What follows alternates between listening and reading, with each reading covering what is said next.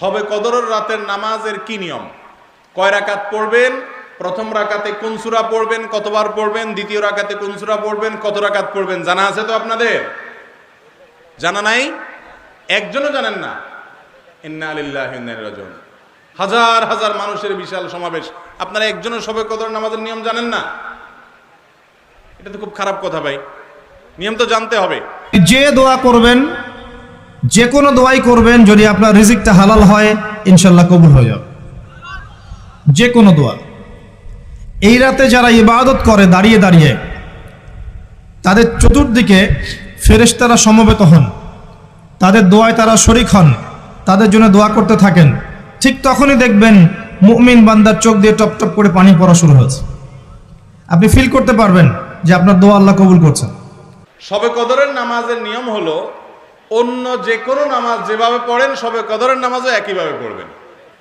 এই হলো শবে কদরের নামাজের নিয়ম। এমন কোনো কথা নাই যে শবে কদরের নামাজে প্রথম রাকাতে সূরা ফাতিহার পর অমুক সূরা এতবার পড়তে হবে, দ্বিতীয় রাকাতে ততবার পড়তে হবে, এরকম কোনো কথা কোরআন হাদিসে। এগুলা মন গড়া বিভিন্ন সিস্টেম, বিভিন্ন পদ্ধতির কথা, বিভিন্ন আপনার বাজারে নামাজ শিক্ষার বই নামে অনেক বই আছে। সব লাইলাতুল কদর এটা হচ্ছে ক্রিম টাইম অফ রমাদান, রমাদানের সবচাইতে মোক্ষম সময় আল্লাহ তাআলার নৈকট্য পাওয়ার, সেটা নিয়ে কিছু কথা বলবো ইনশাআল্লাহ বিসমিল্লাহ। সম্মানিত সুধী, রাসূলুল্লাহ সাল্লাল্লাহু আলাইহি ওয়াসাল্লাম একবার খুব আফসোস করছিলেন।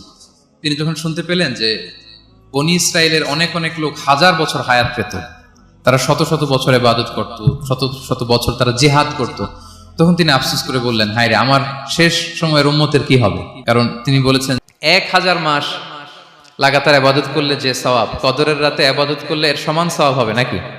সমান হবে না। আল্লাহ তাআলা বলেছেন খায়রুম মিন আলফি শাহর, না, এর চেয়েও শ্রেষ্ঠ, এর চাইতেও বেশি। 1000 মাসে অর্থাৎ 1000 মাসে হয় 83 বছর 4 মাস।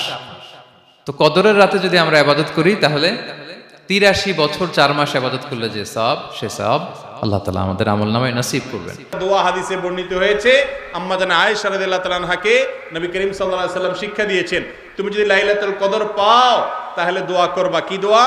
আল্লাহুম্মা ইন্নাকা আফুউন তুহিব্বুল আফওয়া ফাআফু আন্নী। আল্লাহ আপনি ক্ষমাশীল, ক্ষমা করতে ভালোবাসেন, অতএব আমাকে ক্ষমা করে দেন।